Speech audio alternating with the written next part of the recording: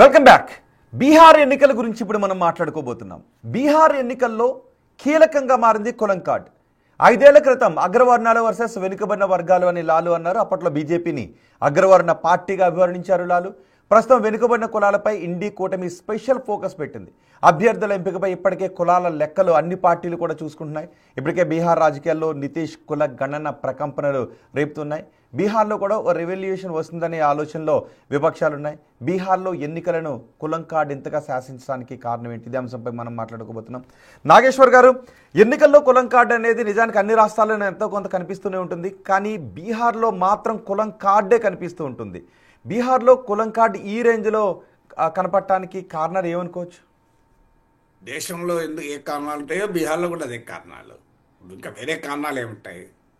ప్రజలు, రాజకీయ పార్టీలు కుల అస్తిత్వాన్ని ఉపయోగిస్తూ ఉంటాయి. మొదటి నుంచి కూడా ఏంటంటే RJD Muslim Yadav MY formula అంటారు. బీహార్ జనాభాలో 1/3 ముస్లిమ్స్ అండ్ యాదవ్స్. 14% వరకు మీకు యాదవ్స్ ఉంటారు, 19% వరకు ముస్లిమ్స్ ఉంటారు. టోటల్గా కలిపితే 33%.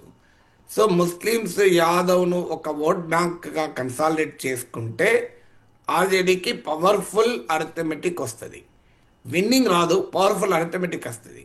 అందువల్ల ఆ విన్నింగ్ ఎడ్జ్ కొరకు ఇప్పుడు మహాగఠబంధన్లో భాగంగా కాంగ్రెస్ వల్ల దళిత్ అండ్ ముస్లిం ఓటు, ఇలా కాకుండా దాంతోపాటు Vikas she'll Insaan party VIP అని ముఖేష్ సహాని దీని నాయకుడు. ఆయన మల్లా అంటే మన దగ్గర ఫిషర్మెన్ కమ్యూనిటీ. సో మన దగ్గర పల్లెకారు లేదా తెలంగాణలో బెస్తా అంటాం. సో రకరకాల ఫిషర్మెన్ కమ్యూనిటీ. సో వాళ్ళు అలాగే ఐపి గుప్తా అని ఇంకో నాయకుడు, చిన్న పార్టీ. సో ఈ పార్టీ తంతి అంటారు లేదా తత్వ అంటారు. ఇవన్నీ కూడా నాన్ యాదవ్ ఓబీసీ కాస్ట్. ఇప్పుడు ఐపి గుప్తా తంతి కాస్ట్ని ఎస్సీస్లో చేర్చాలన్న డిమాండ్ కూడా చేస్తున్నాడు. సో వీళ్ళిద్దరిని ఇప్పుడు డిప్యూటీ సీఎంలుగా కూడా మహాగఠబంధన్ ప్రకటించింది. అంటే యాదవ్ ముస్లిం ఓటు ఎలాగూ ఆర్జేడీకి ఉంటుంది కనుక, వాస్తవంగా కాంగ్రెస్ ఏమో ఒక దళిత్ డిప్యూటీ సీఎం, ఒక ముస్లిం డిప్యూటీ సీఎం కూడా కావాలి అని అడుగుతుంది. కానీ తేజస్వి యాదవ్ అంగీకరించడం లేదు, ఎందుకంటే వాళ్ళు తమకే పోటీగా మారతారని. అందువల్ల numerically insignificant parties socially significant. ఇప్పుడు ఉదాహరణకు ముఖేష్ సహాని నాయకత్వంలోని విఐపి ఉంది, వికాస్శీల్ ఇన్సాన్ పార్టీ. లాస్ట్ ఎలక్షన్స్లో వాళ్ళు 19 సీట్స్కి పోటీ చేసినట్టున్నారు. గెలిచింది 4 కూడా వెళ్ళి బీజేపీలో చేరాడు, ఒక్కడు కూడా మిగిలే. అందుకే ఈసారి ముఖేష్ సహాని నాకు ఎమ్మెల్యే సీట్లు అడుగుతలేడు, నన్ను డిప్యూటీ సీఎం చేయండి అని అడుగుతున్నాడు. సో తేజస్వి యాదవ్ తెలివిగా ముఖేష్ సహానిని డిప్యూటీ సీఎంగా ప్రకటించి most backward cost non Yadav OBCs లేదా ఎక్స్ట్రీమ్లీ బ్యాక్వర్డ్ కాస్ట్ ఈబీసీస్ లేదా మోస్ట్ బ్యాక్వర్డ్ కాస్ట్ అంటారు ఎంబీసీస్ అని, వాళ్ళు బీహార్ జనాభాలో 36%. వాళ్ళలో ఒక కాస్ట్ అంటే కుర్మి, కోహ్రీ, కుష్వాహా, మల్లా ఇవన్నీ నాన్ యాదవ్ ఓబీసీ కాస్ట్. అందులో నుంచి ముఖేష్ సహానీని, ఐపి గుప్తాలను డిప్యూటీ సీఎంలుగా పెట్టారు. వాళ్ళకి న్యూమరికల్గా స్ట్రెంత్ ఉండదు కనుక వాళ్ళు తేజస్వి యాదవ్కు ఆర్జేడీకి ప్రమాదంగా ఉండరు. ఎందుకంటే వాళ్ళు కనుక న్యూమరికల్లీ సిగ్నిఫికెంట్ వాళ్ళు ప్రమాదంగా ఉండే అవకాశం ఉంటుంది. మీకు ఉత్తరప్రదేశ్లో అఖిలేష్ యాదవ్ అనుభవం ఉంది. అఖిలేష్ యాదవ్ కూడా నాన్ యాదవ్ ఓబీసీలు అట్రాక్ట్ చేసే క్రమంలో సుహేల్ దేవ్ భారతీయ సమాజ్ పార్టీ రాష్ట్రీయలో ఉంటారు. సుహేల్ దేవ్ భారతీయ సమాజ్ పార్టీ ఒక ఇదే most non Yadav OBC caste. Rashtriya లోక్దళమో జాట్. వాళ్ళని పోగేసుకుంటే వాళ్ళు ఎన్నికల తర్వాత వెళ్ళిపోయారు. 2022 అసెంబ్లీ ఎలక్షన్స్ అప్పుడు అఖిలేష్ యాదవ్ తనతో ఉంచుకుంటే తర్వాత ఎలక్షన్ అయినాక వాళ్ళు వెళ్ళిపోయారు. ఈ అనుభవాల రీత్యా తేజస్వి యాదవ్ ఏంటంటే ఆయన కొత్త ఫార్ములా కనుక్కున్నాడు. సీట్లు ఇవ్వకుండా పదవులు ఇవ్వడం అనే అంశం పెట్టుకున్నారు. ఎందుకంటే సీట్లు వాస్తవంగా మీకు అఖిలేష్ యాదవ్ పీడీఏ పిచడే దళిత్ అల్పసంఖ్యాక నినాదంతో లోక్సభ ఎలక్షన్స్లో నాన్ యాదవ్లకు టికెట్లు ఎక్కువ ఇచ్చి మంచి విజయాలు సాధించాడు. ఆ ఫార్ములా బీహార్లో తేజస్వి యాదవ్ అనుసరించలేదు. ఎందుకు అనుసరించలేదంటే ఆయనకు ఒక ఇబ్బంది ఉంది, 2 ఇబ్బందులు. ఒకటి ఏంటంటే యాదవ్లకు ఉన్నంత స్ట్రైక్ రేట్ ఎవరికీ ఉండదు ఆర్జేడీ తరఫున. ఇప్పుడు 2020లో ఆర్జేడీ తరఫున 50 యాదవ్స్ పోటీ చేస్తే 36 గెలిచారు, 72% స్ట్రైక్ రేటు. ఆయనకి పోటీ అయిన వాళ్ళలో 72% గెలిచారు. ఇప్పుడు అందుకే 53 సీట్స్ ఇచ్చారు. అందువల్ల యాదవులలో అంత స్ట్రైక్ రేట్ ఉంది. అదే మీకు ముఖేష్ సహాని నాయకత్వాన్ని విఐపికి 19 సీట్స్ ఇస్తే 4 గెలిచారు. ఆ 4 కూడా మిగలేదు. కానీ ఆర్జేడీ తరఫున గెలిచే స్ట్రైక్ రేట్ ఎక్కువ, మిగులుతారు కూడా. అందుకే ఈసారి మళ్ళీ కూడా 53 ఇచ్చారు. అంటే దీనివల్ల ఏమైందంటే యాదవ్ ఓటు కన్సాలిడేట్ అవుతుంది, కానీ నాన్ యాదవ్ ఓటు పోతుంది. ఎందుకంటే ఇప్పటికే బీహార్లో యాదవ్ వర్సెస్ నాన్ యాదవ్ అని మండల్ పాలిటిక్స్లో డివిజన్ ఉంటుంది. ఎందుకంటే యాదవ్లు రిజర్వేషన్ కోటాలకు కూడా ఎక్కువ కోటా ఉంది వారికి. స్థానికంగా కూడా యాదవ్లు డామినేషన్ ఉంటుంది. దాన్ని నాన్ యాదవ్ ఓబీసీలు అంగీకరించరు. అందులో యాదవ్ హీరోగా తేజస్వి యాదవ్ను ఆర్జేడీ ప్రొజెక్ట్ చేస్తుంది. దాన్ని నాన్ యాదవ్ ఓబీసీలో వ్యతిరేకత. దీన్ని అధిగమించడానికి సీట్లు ఇవ్వకుండా తేజస్వి యాదవ్ కొత్త ప్రణాళిక వేశాడు. ఒకటి, ఆయన ఒక మండల్ అనే అతన్ని పార్టీ రాష్ట్ర అధ్యక్షుడిగా చేశారు. దానివల్ల mandal non Yadav OBC cost అది, వాళ్ళను అతన్ని పార్టీ రాష్ట్ర ప్రెసిడెంట్ చేశాడు. తర్వాత ఈ ఎంబీసీలను ప్రత్యేకంగా ఒక్కొక్క కాస్ట్కు ర్యాలీస్ తీశాడు. సెపరేట్ మేనిఫెస్టోలు విడుదల చేశారు. మేము గెలిస్తే ఇంకో ఎంబీసీలకి ఈ పనులు చేస్తాం, ఈ కులానికి ఆ పని చేస్తామని.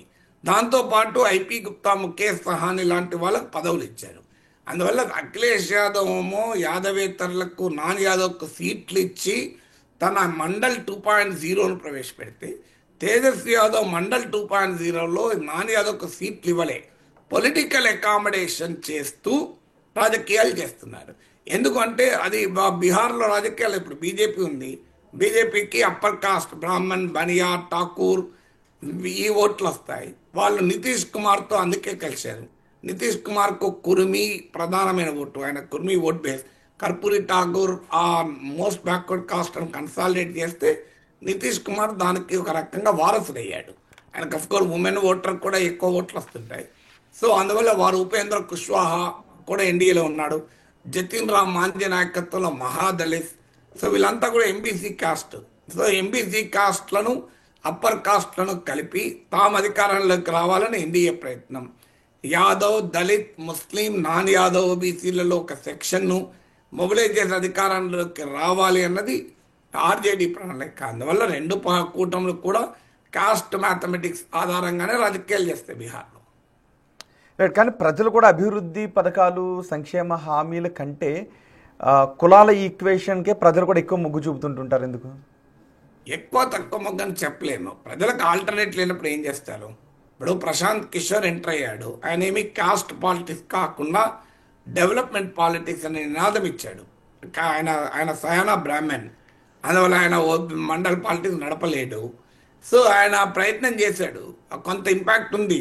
అంటే ఎంత ఓటింగ్గా ట్రాన్స్ఫర్ అవుతుందో చెప్పలేం, కానీ ఇంపాక్ట్ అయితే ఉంది. అందువల్ల ప్రజలకు కుల రాజకీయాలు తప్ప వేరే రాజకీయాలు ఆల్టర్నేటివ్గా లేనప్పుడు ఏం చేస్తారు? ఢిల్లీలో ఆమ్ ఆద్మీ పార్టీ వచ్చాక మీకు ఢిల్లీలో కుల రాజకీయాలు లేవు కదా. ఇప్పుడు తెలంగాణలో బీఆర్ఎస్ తెలంగాణ ఉద్యమం ప్రభావం వల్ల మీకు తెలంగాణ ఉద్యమంలో అన్ని కులాలు పాల్గొన్నాయి కనుక తెలంగాణలో ప్రత్యేకంగా ఈ కులం ఒక పార్టీకి అని మనం ఖచ్చితంగా చెప్పలేము.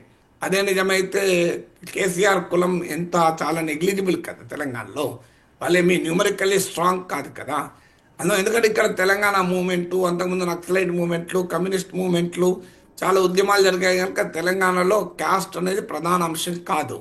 మీరు అదే ఆంధ్రలో చూడండి, మనందరికీ తెలుసు కదా, 90% కమ్మాస్ చంద్రబాబు నాయుడు నాయకత్వంలో చంద్రబాబు నాయుడు విమర్శించినా, తప్పు చేసినా మావాడే, తప్పు చేసినా మావాడే అంటాడు. సో తెలుగుదేశం తప్ప వేరే పార్టీకి ఓటేయరు. మీకు రెడ్లు 70% జగన్కి ఓట్లేస్తారు, తప్పు చేసినా ఓట్లేస్తారు. ఆ కాపుల్లో మెజారిటీ పవన్ కళ్యాణ్ వైపు ఉన్నారు. సో క్లియర్గా అక్కడ కూడా ఆంధ్రలో ఇది పవన్ కళ్యాణ్ చెప్పాడు కదా, ఆంధ్రలో ఫక్త్ కుల రాజకీయం అని. సో ఆంధ్రలో ఉన్నంత కుల రాజకీయం మనకు తెలంగాణలో లేదు. కారణం ఏంటంటే వేరే ఆల్టర్నేట్ లేనప్పుడు ఏం చేస్తారు? కులాలకు అతీతంగా ప్రజలు అయితే ఒకటి గుర్తుపెట్టుకోవాలి రోహిత్, కులం ఆధారంగానే ప్రజలు ఓట్లేస్తే, కేవలం ఒక్క కులమో 2 కులాల ఓట్లేస్తే మీకు చంద్రబాబు నాయుడు నాయకత్వంలో కూటమికి 165 సీట్లు, 164 సీట్లు రావు కదా, 175, 164 రావు కదా. ఒక కమ్మలే ఓట్లేస్తే, ఒక కాపులే ఓట్లేస్తే వస్తాయా? అయితే అదే సమయంలో కమ్మ కాపు కాంబినేషన్ గేమ్ చేంజర్గా పనిచేసింది. కానీ వాళ్ళిద్దరే ఓట్లు వస్తాయా? జగన్మోహన్ రెడ్డికి రెడ్లు మాత్రమే ఓట్లు వేస్తే, క్రిస్టియన్స్ మాత్రమే, మాలాలు మాత్రమే ఓట్లు వేస్తే 151 సీట్లు వచ్చాయా? అందువల్ల కులాల ఆధారంగానే ఓట్లు రావు. కానీ కులం ఒక కీలకమైన స్టార్టింగ్ పాయింట్ అవుతుంది కన్సాలిడేషన్. ఇప్పుడు మీకు ఆర్జేడీ ఉంది, ముస్లిం యాదవులు కలిపితే 33%, అందులో కనీసం ఒక 80% తెచ్చుకున్న 25% ఓటింగ్ గ్యారంటీ కదా. తర్వాత మిగతా ఓటింగ్ కదా, 25% ఓటింగ్ అనే మామూలు విషయం కాదు కదా. మిగతా విన్నింగ్ ఒక 5-10% మొబిలైజ్ చేసుకున్న మల్టీ కార్నర్ కాంటెస్ట్లో గెలిచిపోతారు. అందువల్ల రాజకీయ పార్టీలు కావాలనే కాస్ట్ ఐడెంటిటీని ప్రమోట్ చేస్తూ ఉంటాయి. కానీ అన్ని పార్టీ, ఇప్పుడు తెలుగుదేశంలో రెడ్లు లేరా, మీకు వైసీపీలో కమ్మాస్ లేరా? వైసీపీ చంద్రబాబు నాయుడిని విమర్శించాలంటే కొడాలి నానో వల్లభనేని వంశీలను దించుతారు కదా. మీకు పవన్ కళ్యాణ్ విమర్శించాలంటే పేర్ని నాని అంబటి రాంబాబులో దించుతుంది కదా, కాపుల్లో దించుతుంది కదా. సో మీకు జగన్మోహన్ రెడ్డిని విమర్శించలేరా? సోమిరెడ్డి చంద్రమోహన్ రెడ్డి లాంటి వాళ్ళు, మీరు కాంగ్రెస్ తెలుగుదేశంలో ఉన్న రెడ్డి నాయకులు లేరా? సో అన్ని పార్టీల్లో అన్ని కులాల వాళ్ళు ఉంటారు, అన్ని కులాల ఓట్లు వస్తాయి. కానీ కాస్ట్ కన్సాలిడేషన్ అనేది ఒక స్ట్రాంగ్ స్టార్టింగ్ పాయింట్గా పనిచేస్తాయి కనుక వాటిని ఉపయోగిస్తారు. ఏదైనా డామినెంట్ పొలిటికల్ ట్రెండ్ లేనప్పుడు ఈ కాస్ట్ క్యాలిక్యులేషన్ పనిచేస్తాయి. డామినెంట్ పొలిటికల్ ట్రెండ్ ఉందనుకోండి, ఇవన్నీ ఏవి పనిచేయవు. అందువల్ల డామినెంట్ పొలిటికల్ ట్రెండ్ లేనప్పుడు ఒక నాన్ కాస్ట్, ఒక development political alternative, clean politics political alternative లేనప్పుడు ప్రజలు కుల అస్తిత్వాల ఆధారంగా రెస్పాండ్ అవుతూ ఉంటారు. రైట్, చూద్దాం మరి బీహార్ ఎన్నికల ఫలితాలు ఎటువంటి చరిత్రను క్రియేట్ చేస్తాయో.